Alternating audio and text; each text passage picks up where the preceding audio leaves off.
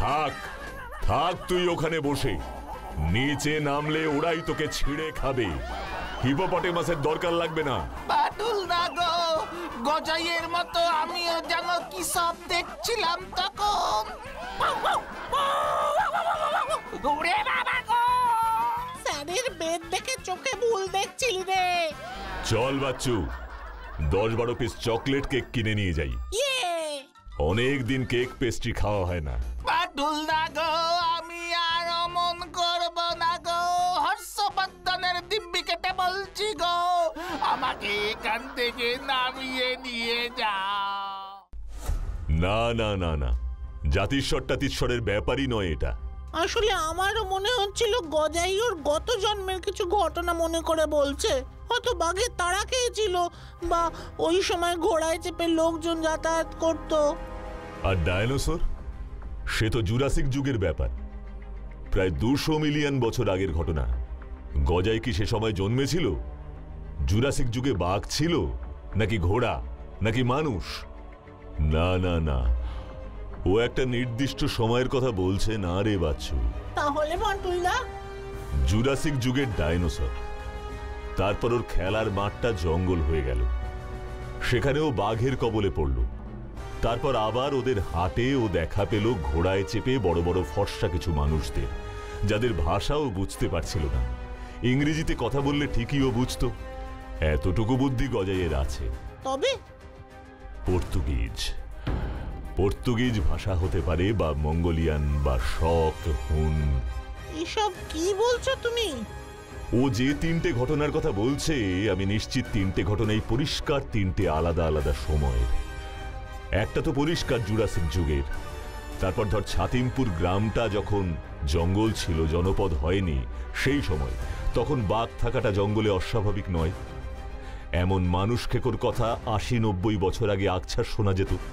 তারপর ওই লোকগুলো মাথায় বড় টুপি, মানে কাউবয় হ্যাট, পায়ে বড় জুতো, ঘোড়ার পিঠে, ঠিক যেন বিদেশি কোনো যোদ্ধা বা পর্যটক বা কোনো বিদেশি আক্রমণকারী। শক, হুন, পাঠান, পর্তুগিজরা তো এদেশে এসেছে, ইতিহাসে পড়িসনি? তবে ইংরেজ আসবার আগের ঘটনা আমি এটা নিশ্চিত। একজন জাতিস্বর তার কতগুলো পূর্বজন্মের কথা মনে করতে পারে। ঠিক ঠিক ঠিক বলছো বাটুলদা। না না না, ব্যাপারটা সম্পূর্ণ অন্যরকম ভাবে ভাবতে হবে রে। ওসব জাতিস্বর বা মাথার ব্যামো কিচ্ছু নয় রে। আমাকে একবার ওই ছাতিমপুর গ্রামটার জন্ম ইতিহাসটা জানতে হবে। তাহলে কি তুমি এক্ষুনি লাইব্রেরি যাবে? বিচ্ছুর শাস্তি মকুব করে দিয়ে যাও বলছিস?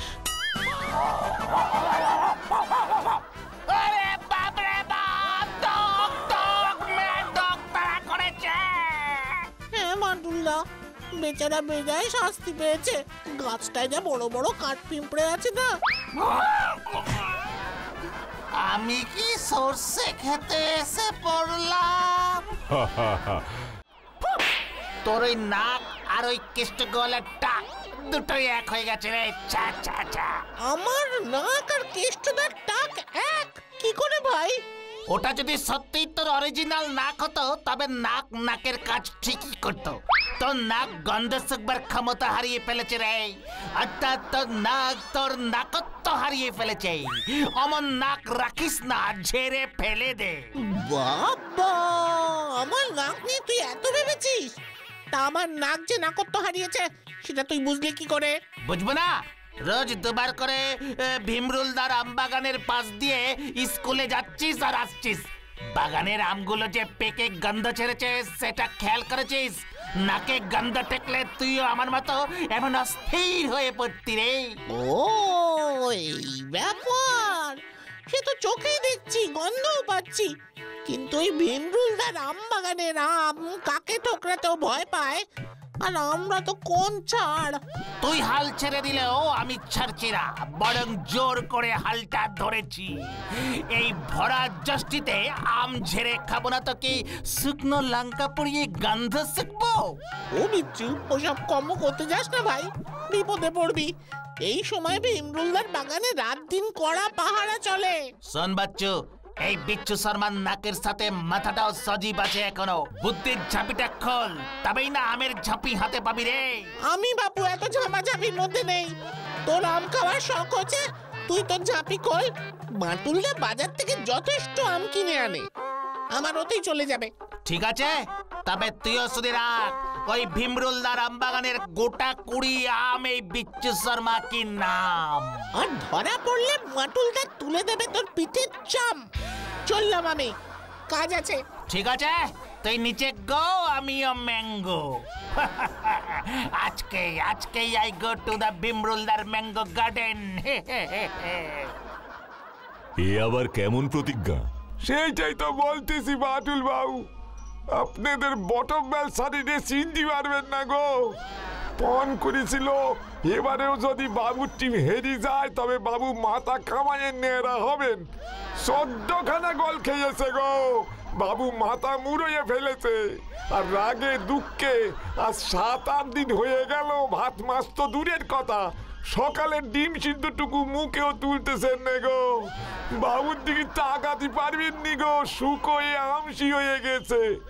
আর দেখতে না পেরে আপনারে বলতে এলাম, এমন চললি পরে বাবু এবার বিছানায় পড়ে যাবেন গো। না না না, সে তো ভালো লক্ষণ নয়। চলো চলো তো নিতাই, দেখি ব্যাপারটা কি। আমিও যাবো বাটুলদা। হ্যাঁ চল দেখি। এই তো সেরা সময় উপস্থিত। পিচৌ খেল শুরু কর। অপারেশন ভীমরুলদার আমভক্ষণ।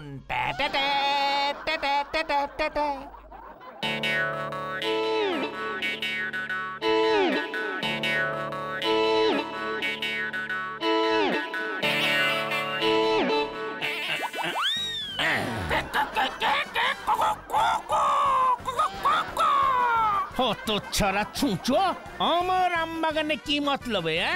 হাওয়া খেতে না আম?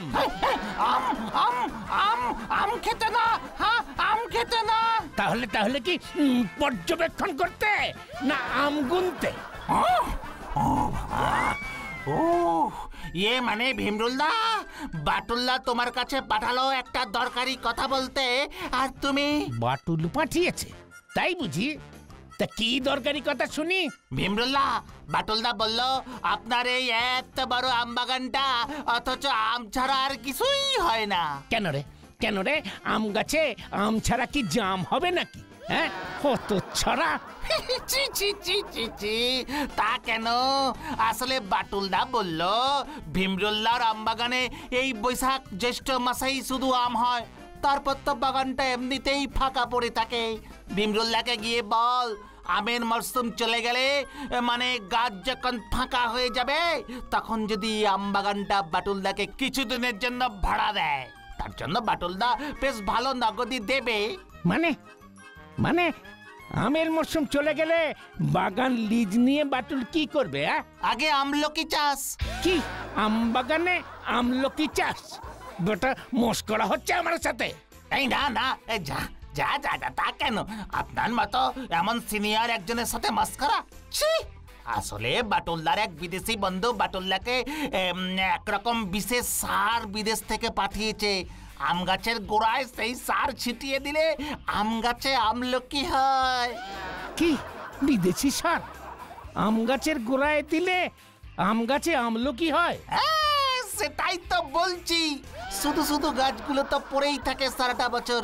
আমলকি বেচে যদি এক্সট্রা রোজগার করা যায়, মন্দা কি বলুন? আসলে বিদেশে তো মাটি কম বাড়ি বেশি, সব রাস্তা হয়ে গেছে সব, তাই ওরা একটা গাছেই 2-3 রকম ফল ফলায়। ইয়ে মানে বাটুলকে বল গিয়ে আমি ওই সার কিনবো, বাগান দেব না, যত টাকা লাগে। বাটুলদা মনে হয় রাজি হবে না, খুব দামি সার তো, তাছাড়া বিদেশে আমলকির যা দাম, আমলকি বেটে ওরা আবার বাতের ব্যথার ওষুধ তৈরি করে, হেভি ডিমান্ড। বাহ